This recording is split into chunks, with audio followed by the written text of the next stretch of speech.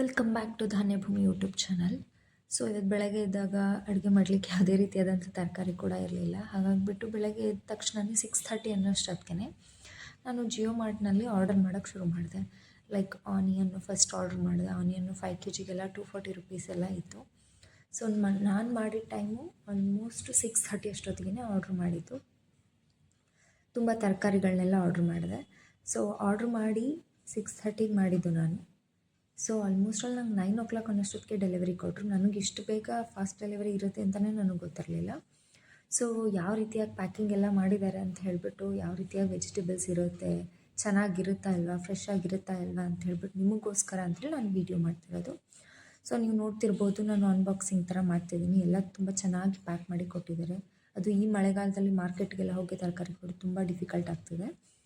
ಹಾಗಾಗಿಬಿಟ್ಟೆ ನಾನು ಆನ್ಲೈನಲ್ಲಿ ಆರ್ಡ್ರ್ ಮಾಡಿ ನೋಡೋಣ ಅಂತ ಹೇಳಿಬಿಟ್ಟೆ ಟ್ರಯಲ್ ಮಾಡಿದ್ದು. ನಾನು ಫಸ್ಟು ತೆಗೆದಿದ್ದು ತುಂಬ ವೆಜಿಟೇಬಲ್ಸ್ ಆರ್ಡ್ರ್ ಮಾಡಿರಲ್ಲ. ಸೊ ಫಸ್ಟು ಇಲ್ಲಿ ನೋಡ್ತಾ ಇರ್ಬೋದು, ನಾನು ತೆಗೆದಿದ್ದು ಕ್ಯಾಪ್ಸಿಕಮ್. ಸೊ ಕ್ಯಾಪ್ಸಿಕಮ್ನ ಆರ್ಡ್ರ್ ಮಾಡಿದ್ದು. ತುಂಬ ಚೆನ್ನಾಗಿತ್ತು, ತುಂಬ ಗ್ರೀನ್ ಕಲರ್ ಆಗಿತ್ತು, ಫ್ರೆಶ್ ಆಗಿತ್ತು. ಅದನ್ನ ಸೈಡಿಗೆ ಎತ್ತಿಟ್ಬಿಟ್ಟೆ ನೋಡಿಬಿಟ್ಟು. ಸೊ ನೆಕ್ಸ್ಟು ನಾನು ಅನ್ಬಾಕ್ಸ್ ಮಾಡ್ತಿರೋದು ಯಾವುದು ಅಂತ ಅಂದರೆ ತರಕಾರಿ, ಬೆಂಡೆಕಾಯಿ.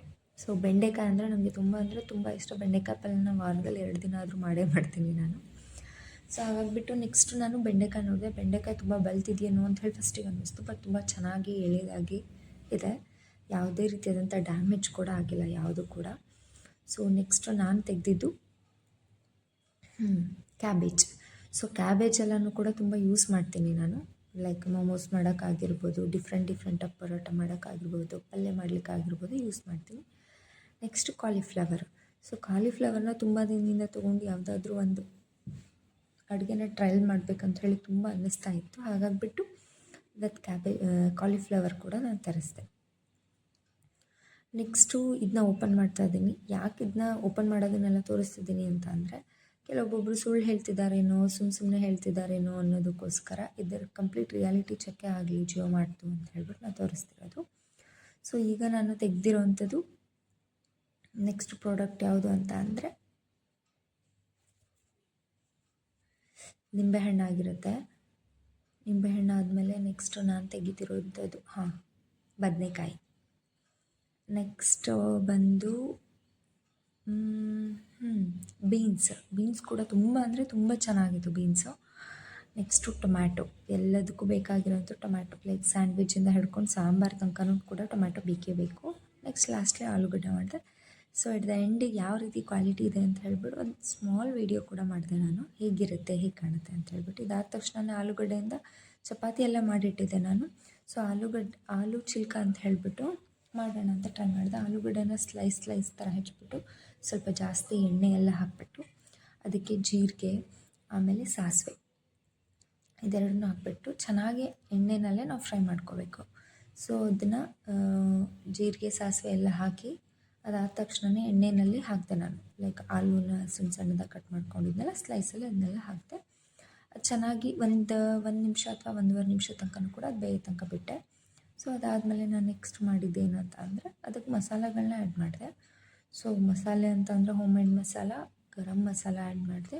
ಆಮೇಲೆ ಖಾರಕ್ಕೆ ಸ್ವಲ್ಪ ನಾನೇನು ಮಾಡಿದೆ, ರೆಡ್ ಚಿಲ್ಲಿ ಪೌಡರ್ನ ಆ್ಯಡ್ ಮಾಡಿದೆ.